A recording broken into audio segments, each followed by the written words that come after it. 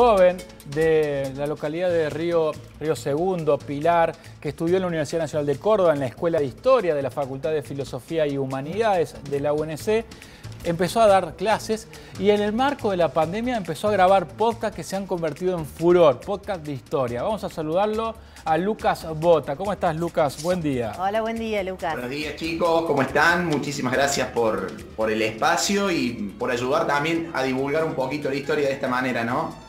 Y sí, Lucas, porque tus podcasts son furor, están encabezando los rankings tanto de Spotify como de Apple Podcasts. ¿Cómo se te ocurrió en el 2020, en el marco de la pandemia, empezar a grabar estos podcasts?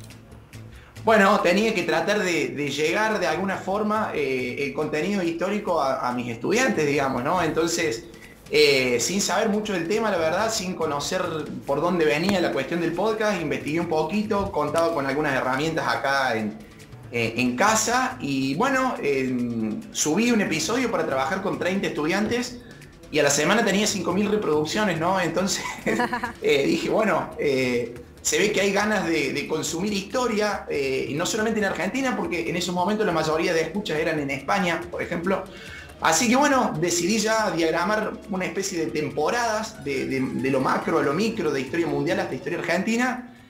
Y bueno, terminó convirtiéndose en esto que es hoy Historia en Podcast, ¿no? Un proyecto ya de divulgación histórica a gran escala, ¿no? Luca, y esto que vos recién describías, ¿no es cierto? Esta idea que empezó de manera incipiente, ¿cómo ha modificado tu vida a partir de la grabación de estos podcasts? A ver, en mi vida es entre el podcast y la escuela, digamos. Soy docente hasta el día de hoy, trabajo en 2 coles acá en Pilar y en Río Segundo. Y bueno, y el podcast sí, lleva una banda de tiempo, digamos, a hacerlo, porque bueno, ahora estoy en una 6ª temporada que la abrí bajo demanda, digamos, así, ¿no? Entonces me van proponiendo temas a través del Instagram de Historia en Podcast, y ahí voy haciendo una especie de estadística de los temas más pedidos y es ponerse a laburar, porque hay muchas cosas que obviamente hay que repasar, digamos, ¿no? Y hay que estar a la altura ya de lo que uno ha creado. Así que bueno, es mucho el tiempo entre redes sociales, entre libros, porque he escrito 2 libros sobre la primera temporada del podcast y estoy escribiendo el tercero sobre historia argentina también ahora, ¿no? Lucas, imagino que uno de lo más tedioso a la hora de grabar un podcast también son los guiones, ¿no? ¿Cómo vas la preproducción de esos podcasts? Porque más allá después de la realización de grabar, la concepción del podcast, la realización del guión debe ser muy complejo también. Y hacer un guión me está llevando 3 o 4 días, digamos, ¿no? Claro. No me siento a grabar un podcast sin guionarlo, o sea, no me gusta irme por la rama, me gusta ser conciso, claro, tirar muchos datos curiosos, que es de hecho el método que uso con mis estudiantes también dentro del aula, digamos, hay mucho de aula en esto del podcast también. Tratar de tirar un dato llamativo que genere interés y cuando te descuidaste ya estás metido dentro de la historia y querés saber un poquito más, digamos, ¿no? Así que bueno, por ahí va la movida de Historia en Podcast. Bueno, Lucas, hablás de 6 temporadas, pero bueno, ¿cuál fue el podcast que te gustó grabar más, ese que te marcó, bueno, a través de algún hecho histórico?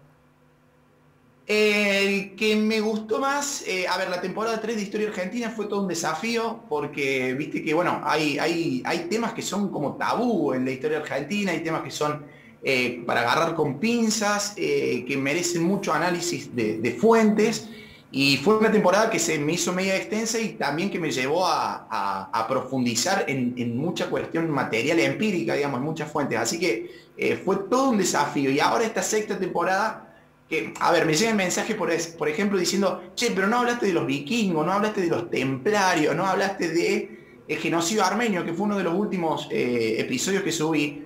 Y la verdad que son temas de los que hay muy poca info, digamos, así como posta, por decirlo, ¿no? Okay. Info muy clara. Entonces lleva uno a profundizar, a constatar bibliografía, a compararla y bueno, lleva tiempo, sí. Lucas, te agradecemos muchísimo, disculpanos, pero